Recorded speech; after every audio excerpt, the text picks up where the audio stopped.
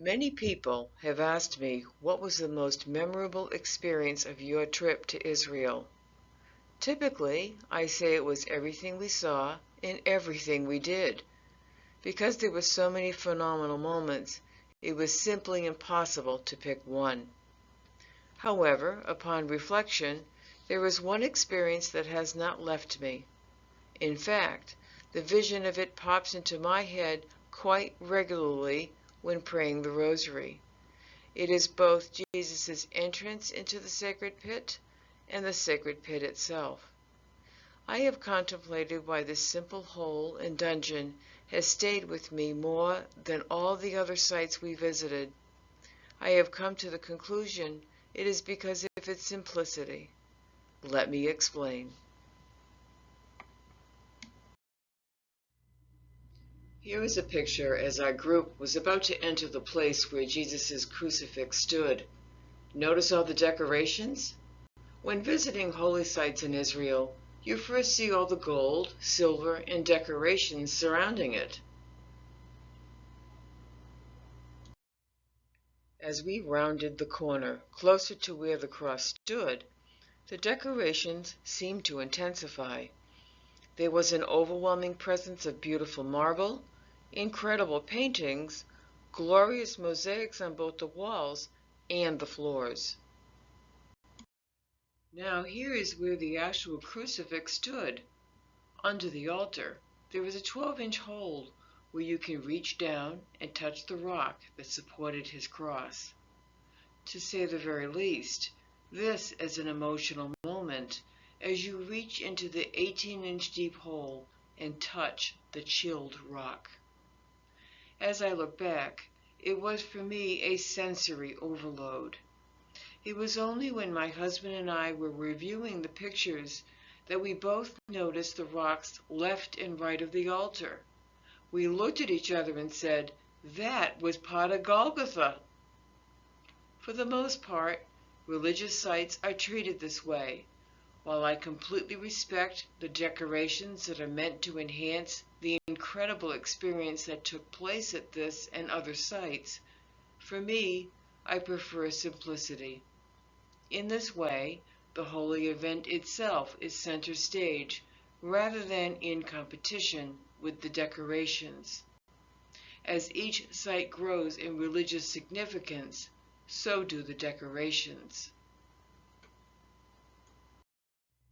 Did I mention the crowds?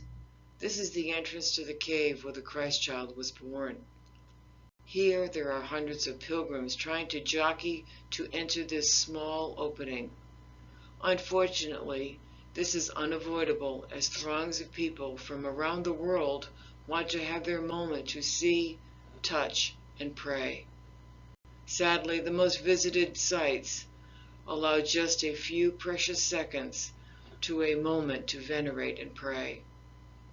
The combination of the visual experience, coupled with the jockeying of the crowds, can be overwhelming.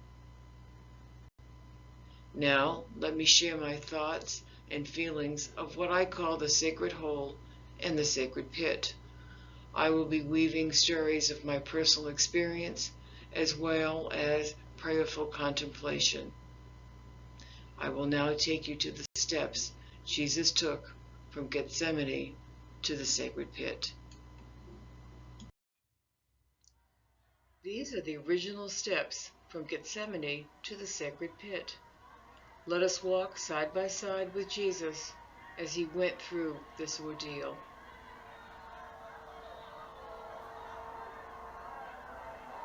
Can't you hear the soldiers shouting orders as they pushed him along? Do they shout because they knew deep down he wasn't a criminal? Did they show anger because they were trying to stir up within themselves and others an anger they didn't have? Now feel the soldiers roughly grasp Jesus, who, like a lamb, did not resist their orders. The soldiers and the crowd arrive at the entrance into the dungeon, now called the sacred pit. This small 30-inch hole is the exterior entrance where Jesus entered into what is a holding cell to keep him overnight. The next morning, Jesus will see Caiaphas, the high priest. Now the soldiers put a harness on Jesus, as they always do, to the prisoners. The harness was used to lower the prisoner into the dungeon. Because the opening is small, his hands are tied together. This was to prevent the prisoner from resisting the soldiers by spreading his arms across the entrance. Jesus is now pushed into the 20-foot deep dungeon. As with all prisoners at the time, he was left dangling there where his feet barely touched the trash. Pits like this were normally used for the garbage left over from the meals of the day. The Gospels tell us that this was the time of Passover, which occurs at the start of spring, so the days would have been cool, the nights would have been cold, especially in a dungeon. Now let's turn to hear what Jesus could have said and thought. I am put in this harness, and my hands are bound. I have not resisted anything the soldiers have asked of me. Father, forgive them. They are only following orders.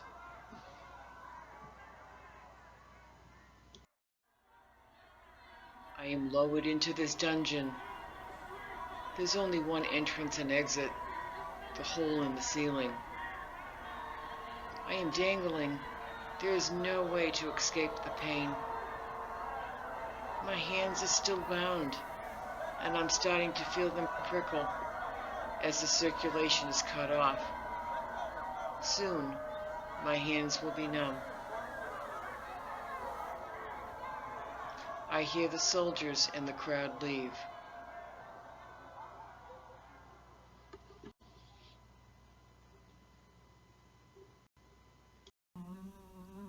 As I look around, I see trash and garbage piled high. The flies buzz in and around the garbage. The flies have discovered me too. I close my eyes, but the flies are all around my ears and nose. I hear their incessant buzzing all around me.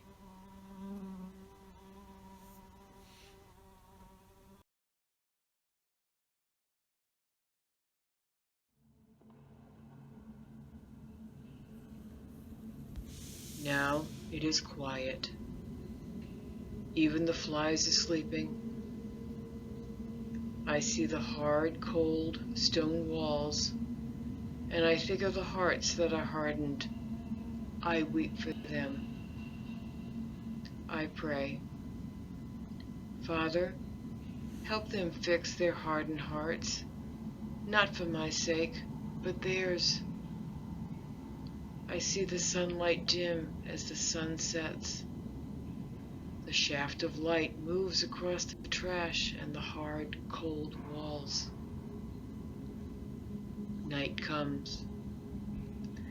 It is dark and cold. How many times have I heard the elders say, darkness is the worst time. They said it is a time of fear and loneliness. I had admonished them, saying, have you no faith? Does God not say, do not fear, I am with you?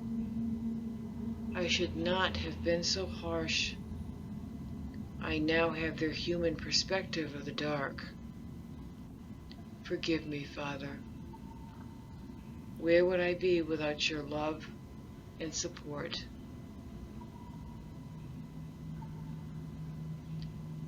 The night feels eternal.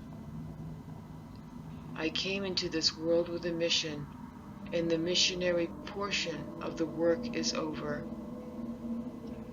The apostles and the believers must carry on. Please give them the strength to do your will. I know the salvation of your children will only happen by my death and resurrection. It's the reason I'm here. Abba, you so love the world, you sent me, your only Son. That must have been so hard for you to do. Please, Abba, I need you now to give me strength to fulfill your will. Let me pray for strength.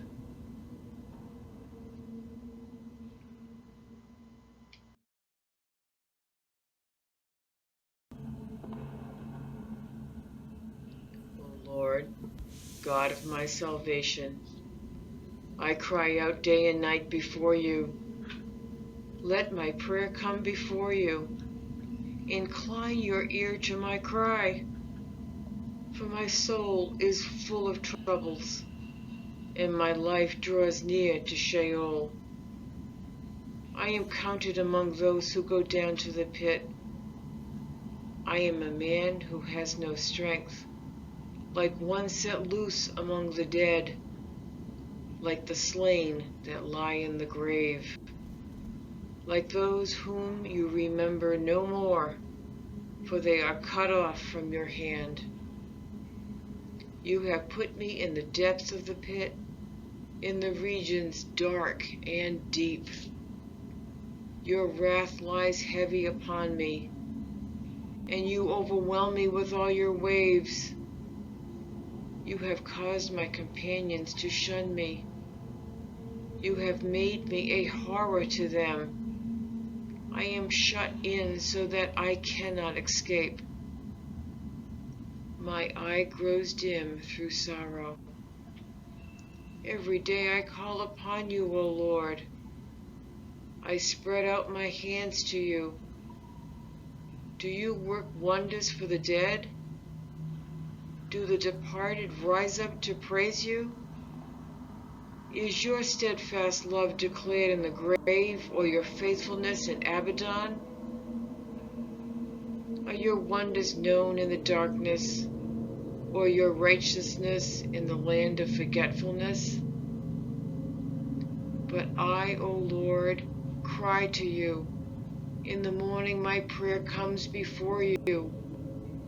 O Lord, why do you cast my soul away? Why do you hide your face from me? Afflicted and close to death from my youth up, I suffer your terrors. I am helpless.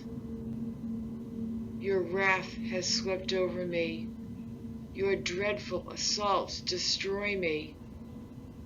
They surround me like a flood all day long. They close in on me together. You have caused my beloved and my friends to shun me.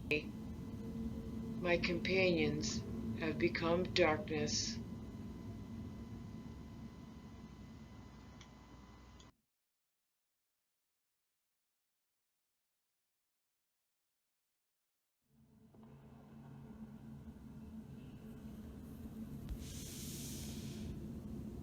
Then I hear a small voice. Jesus? Mother? Yes, Jesus, it is I. I am with you. Mother, please go home and rest. It's not safe for you to be here alone. Go home and let me pray to my Father. I will stay and pray too. This is where I belong. God will keep us safe. And so they did, mother and son, united in prayer.